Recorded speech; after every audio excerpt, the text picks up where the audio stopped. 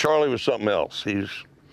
I've known Charlie for so doggone long, more years than I can even remember.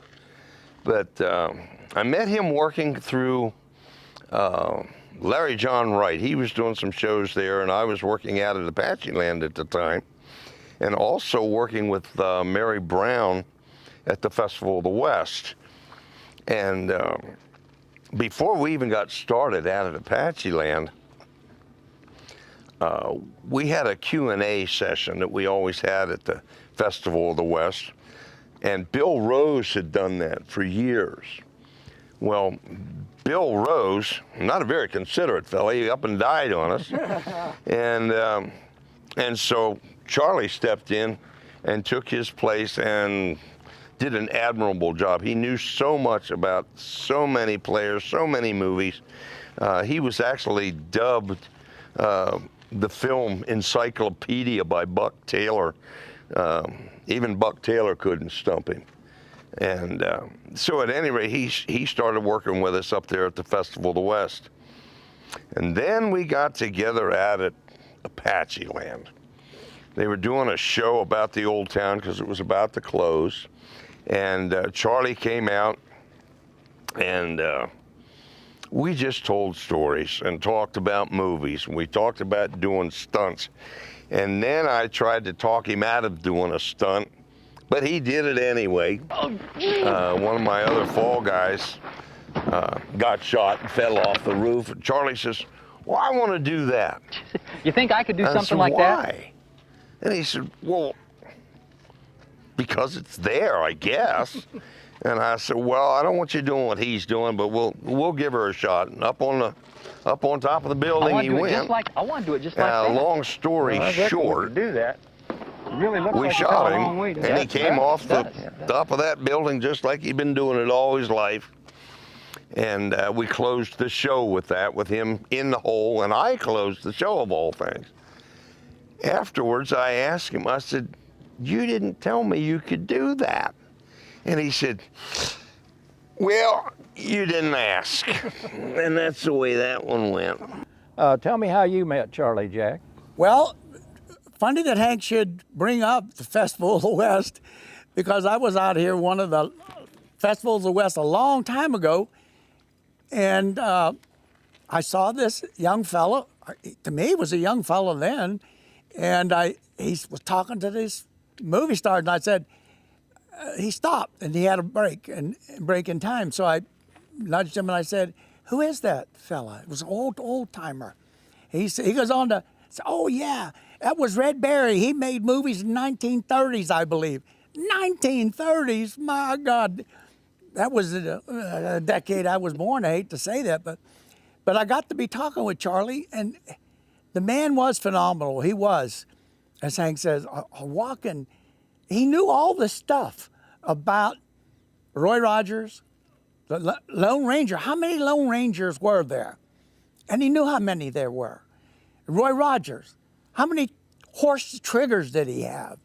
He knew all about that. He was a very knowledgeable guy, but I tell you what, I liked him from the minute I met him. Because he was an upbeat type of a person, and he was friendly, and he put you at ease, had a way of putting you at ease.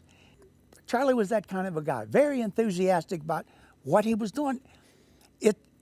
If you asked him a question about a movie or who starred in it 100 years ago, he could give you the answer. And not only would he give you the answer, but he was very enthusiastic about giving you the answer. And he even talked about stuff you didn't even ask him about. Right, Hank? He'd get on a roll, man, and he couldn't stop.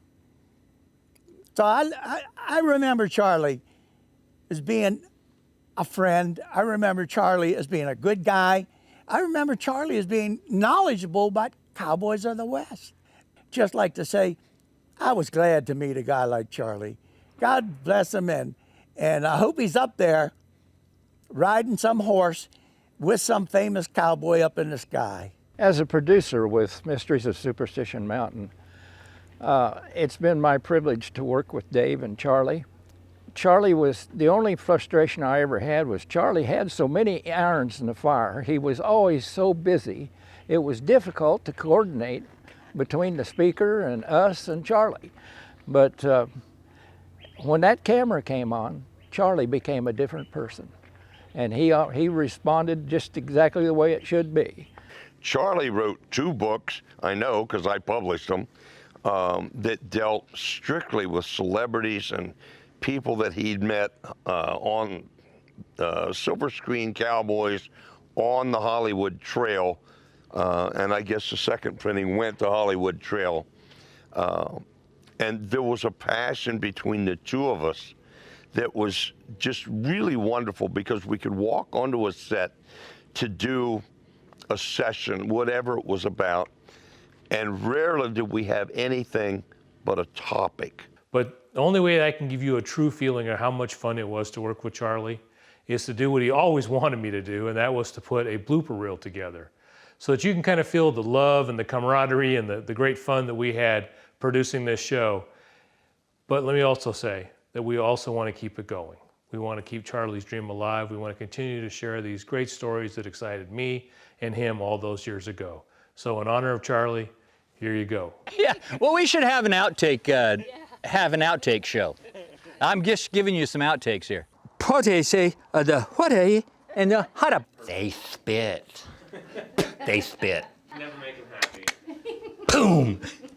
Guess what day it is? Guess what day it is? Just another one of those mysteries of the Superstition Mountains. I don't like that one. This is the one about the boy, right? No, this is the Gold Rush. The Gold Rush, okay. I knew that. I was just checking you guys. Welcome to another special edition of Mysteries is the Marshall? Not. Ah! Ah! Zada! Ghost! Scary! All right. Sorry. Don't like that one. Oh, I bet that smarted. Ooh. Yeah, he was pretty smart. Oh. Just another mystery of the Bradshaw Mountains. Where's the saddle now? It's in Larry Hedrick's room. No. Woo! Oh, was it running? Oh, you're running. Oh, I'm sorry. We're going to do that with the man who's written 2 books on the subject. And right now we are going to talk to Hank Sheffer, who was known for years at Apache Land and the mysteries of the legends of whatever this is. True West, no bull coming from this magazine or this building. So what we learned today from Bob Bosbell, probably crap.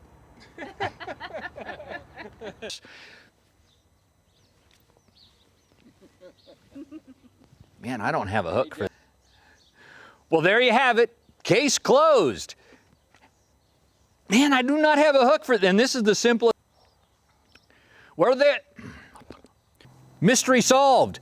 Larry Hedrick and his association with Apache Land. This guy is not just a pretty face. Go. Whoa! Ha! I still got it. All right. And action. Well, there you have it, just a little bit behind the scenes of this new short film called Atonement that I wrote, helped produce, and direct. I'm acting in, and I'll tell you what, it's not a mystery of the Superstition Mountains, but I will tell you we had a good... Charlie. Well, there you go. Who was that guy? Now we have a mystery of the Superstition Mountains. Hey, we'd like to thank Bob Bosbell from True West Magazine for sharing his thoughts and stories, and that dang semi for going by just then. Well, there you have it. One of the mysteries of the Superstition Mountains has been solved on our show, which I hope you continue to watch and get your friends to... Welcome to a very special edition today of Mysteries of the Superstition Mountains, where we're gonna get our lips together and our tongue. Bob Bosbell, Bob Bosbell, Bob Bosbell. I welcome to an extremely... Well, there you have it. One of the mysteries of the Superstition Mountains, the malted... It makes us feel good that you enjoy what we're doing. And even those that write things that say, why didn't you do this? Why didn't you do that? To them, I just have to say, why don't you start your own show? Make sure that you have your friends get on there on YouTube and subscribe to whatever this show's called. Yeah, so you think that the Lost Munchman Mine? Munchkin's Mine? Little people up there. Don't want to toot my own horn. They could make a really good video out of all this. You know, I bet that was quite a sight. Scary at night, I'll bet. And they were just picking them up like potatoes. Man, you could put something together. And then my laughing. And Santa Claus laughed. That would really work. I see a Christmas video coming up. Okay, so I'm sorry, what are we doing here? Yeah, I have found the gold mine. It's called Mysteries of the Superstition Mountains. Thank you for watching this episode of Mysteries of the Superstition Mountains.